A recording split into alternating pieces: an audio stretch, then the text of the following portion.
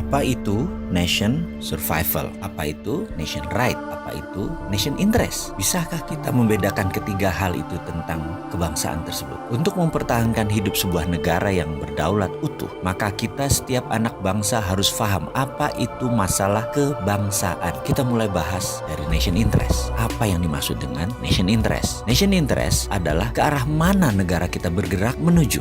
Sebentar, kita ini jangan-jangan ditanya nation itu apa, state itu apa, atau dalam bahasa Indonesia bangsa itu apa, negara itu apa, nggak ngerti ngebedainnya. Betul ya? Masih bingung? Kita bahas lebih dalam. Bangsa Indonesia itu jadi lebih dulu dari negara Indonesia. Bangsa Indonesia itu jadi lebih dahulu ketika Sumpah Pemuda tahun 1928 dengan mengatakan berbangsa satu, bangsa Indonesia. Maka sejak saat itu jadilah bangsa Indonesia. Sementara negaranya, negara Indonesia baru jadi setelah 17 Agustus 1945.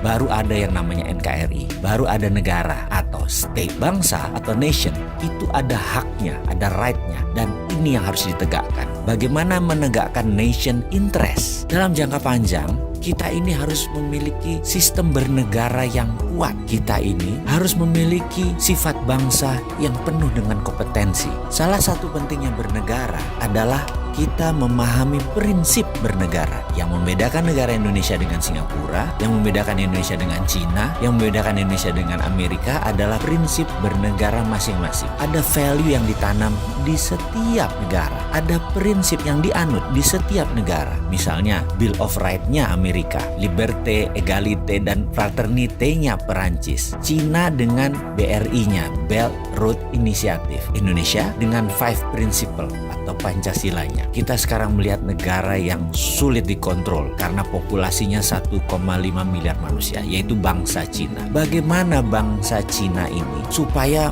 mempunyai negara yang tetap utuh? Bukan main-main mengelola bangsa Cina ini. Negara Cina sangat serius mengurusi bangsa Cina. Juga demikian dengan Amerika. Ada 380 juta bangsa Amerika yang terdiri dari multiras, bukan suku loh, ras dan etnik. Ada 100 kali. Amerika adalah negara imigran. Indonesia rasnya sedikit. Ada Melanesia, Polinesia, dan Melayu. Jadi suku bangsanya kita banyak. Dan yang unik adalah 89% beragama Muslim. Sehingga Indonesia bisa dikatakan dengan 267 juta jiwa, 89%-nya adalah Muslim. Indonesia adalah negara Muslim terbesar di dunia. Jadi bagaimana membuat negara kita ini utuh terus sampai akhir zaman? Saya teringat sebuah sesi dikala saya masih aktif di sebuah lembaga negara urusan pertahanan. Kami diperlihatkan, ditontonkan film dokumenter yang sangat menarik. Film ini adalah bagaimana Cina membangun doktrin bernegara masuk ke bawah sadar anak-anak bangsa Cina. Diperlihatkan melalui kamera CCTV di video tersebut di sebuah tempat penitipan anak. Karena kala itu banyak sekali suami istri yang bekerja di Cina dan anak sematawayangnya dititipkan di tempat penitipan anak milik negara.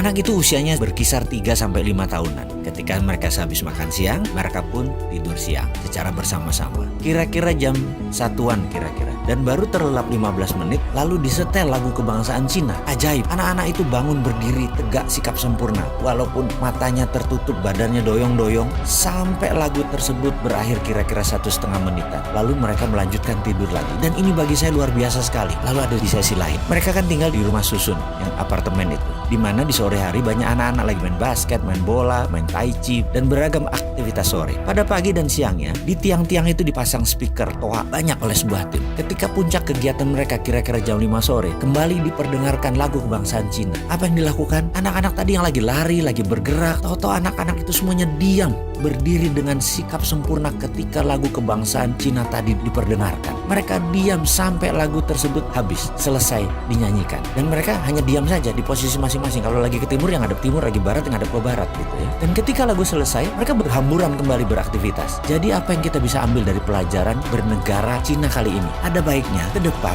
lagu Indonesia Raya yang dinyanyikan adalah stansa 2 atau 3 stansa sekaligus. Lalu setiap anak bangsa mendengar lagu Indonesia Raya dinyanyikan, berdiri sikap sempurna, tidak goyang, tegak gagah sampai lagu itu selesai. Inilah strategi survival of the nation. Keberlangsungan kehidupan berbangsa dan bernegara adalah perjuangan jangka panjang. Membentuk karakter ini kita harus membangun dengan semangat yang gigih militan, yaitu diawali dengan sikap sempurna mendengarkan lagu Indonesia Raya.